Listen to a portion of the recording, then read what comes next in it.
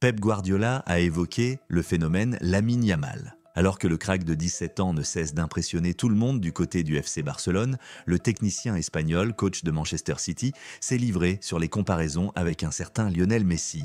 Lamine Yamal ne cesse d'avoir le monde à ses pieds. Jeudi soir, il sera bien évidemment le danger numéro 1 pour la défense de l'équipe de France en demi-finale de la Ligue des Nations. Un talent dingue sur lequel s'est exprimé un certain Pep Guardiola. Pour lui, ce que fait l'actuel crack du FC Barcelone est hors du commun en raison de son âge. Malgré tout, il a de tout de même calmé les ardeurs sur les comparaisons avec Lionel Messi.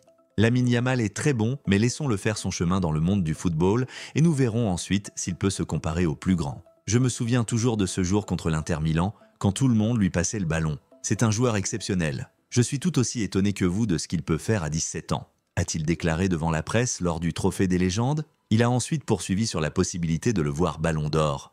Je n'ai aucune idée de ces choses. Évidemment, il pourrait être un candidat en fonction de la saison qu'il a faite. Dembélé l'a également été. Les Ballons d'Or ne se décernent pas comme ça. Le simple fait qu'il soit nominé à 17 ans suffit déjà à nous émerveiller. Ce qui doit arriver, arrivera. Il en a ensuite remis une couche sur les comparaisons avec Lionel Messi. Je ne sais pas s'il devrait jouer plus au centre ou non. Je pense qu'il peut le faire, mais il est aussi très bon sur l'aile. Laissons-le construire sa carrière et nous le comparerons au plus grand le moment venu. Il n'a que 17 ans et son talent est indéniable, mais je pense qu'il faut être patient. S'il évite les blessures et les contretemps, tout porte à croire qu'il connaîtra une belle carrière. Le style de jeu et les nuances de flic lui conviennent parfaitement. Il est efficace, brillant et agréable à regarder.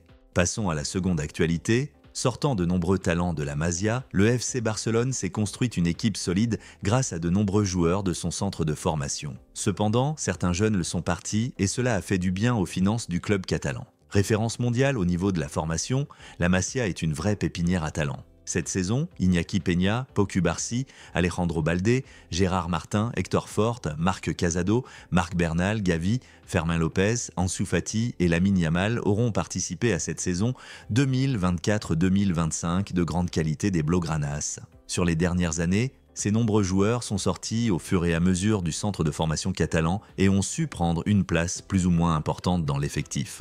Pour autant, tous les talents du FC Barcelone n'ont pas forcément la chance d'avoir du temps de jeu en équipe première et le passage de la Masia à l'échelon supérieur n'est pas toujours évidente. Cela, Deco le directeur sportif l'a bien compris et n'a pas hésité à vendre certains éléments au bon moment afin d'obtenir une belle compensation financière. Ainsi, sur les 2 dernières années, le FC Barcelone a récolté 60 millions d'euros grâce à ces jeunes de la Masia comme le rapporte Marca. L'exemple le plus récent, c'est celui du latéral gauche Alex Vallée. Bloqué par la concurrence d'Alejandro Balde et Gérard Martin, le joueur de 21 ans a été prêté à Com après une expérience au Celtic Glasgow. Après 15 apparitions, le club italien a décidé de payer sa clause libératoire de 6 millions d'euros. Un retour sur investissement intéressant comme celui de Nico Gonzalez. Révélé en même temps que Gavi, le milieu a été vendu au FC Porto pour 8 millions d'euros à l'été 2023. Vendu l'hiver dernier à Manchester City, il a rapporté 13,3 millions d'euros supplémentaires grâce à un pourcentage sur sa vente.